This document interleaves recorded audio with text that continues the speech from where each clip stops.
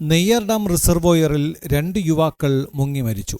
നെയ്യാർ ഡാമിലെ പന്തപ്ലാമൂട് ആനക്കുളത്ത് ഇന്നലെ രാത്രി 10 മണിയോടെ കുളിക്കാനിറങ്ങിയ അമ്പൂരി പൂച്ചമുക്ക് കല്ലുമാക്കൽ വീട്ടിൽ അർജുൻ, കാട്ടാക്കട അഞ്ചുതെങ്ങുമൂട് മണ്ണാങ്കോണം മണ്ണശ്ശേരി വീട്ടിൽ ദുർഗാദാസ് എന്നിവരാണ് മരണമടഞ്ഞത്.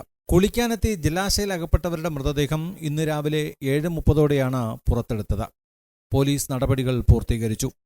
4 സംഘമാണ് ഇന്നലെ രാത്രി 10 മണിയോടെ അമ്പൂരി ആനക്കുളത്തിന് സമീപത്തെത്തിയത്.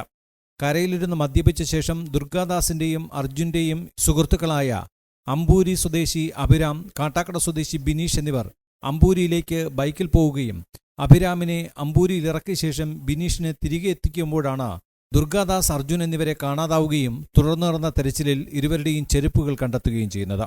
അമ്പൂരി പന്തപ്ലാമൂട് കടവിന് സമീപം ഇന്നലെ 4 ചെറുപ്പക്കാർ കുളിക്കാനായിട്ട് വന്നതാണ്. അതിൽ 2 പേര് വെള്ളത്തിൽ പോയി, 2 പേര് കരയ്ക്കുണ്ടായിരുന്നു. അതിലൊരാളുടെ ബോഡി ഇന്ന് രാവിലെ മുങ്ങിയെടുത്തു.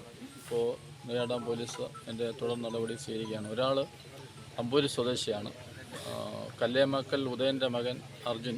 മറ്റൊരാൾ കാട്ടാക്കട സ്വദേശിയാണ്, 21 വയസ്സുള്ള 2 ചെറുപ്പക്കാരാണ്. കാട്ടാക്കടയുള്ള ആ ചെറുപ്പക്കാരൻ്റെ പേര് ദുർഗാദാസ് എന്നാണ്. അവരുടെ ബന്ധുക്കളും ഇവിടെ സ്ഥലത്തെത്തിയിട്ടുണ്ട്. പോലീസ് അനന്തര നടപടികൾ സ്വീകരിക്കുകയാണ്. പോലീസ് രാത്രിയോടെ സ്ഥലത്തെത്തിയെങ്കിലും പ്രതികൂല കാലാവസ്ഥയിൽ തെരച്ചിൽ നടന്നില്ല. തുടർന്ന് രാവിലെ 7 മണിയോടെ ഇരുവരുടെയും മൃതദേഹം ജലാശയത്തിൽ പൊങ്ങുകയായിരുന്നു. നെയ്യാർ ഡാമിൽ നിന്ന് അഗ്നിരക്ഷാസേന എത്തിയാണ് മൃതദേഹങ്ങൾ കരയ്ക്കെത്തിച്ചത്.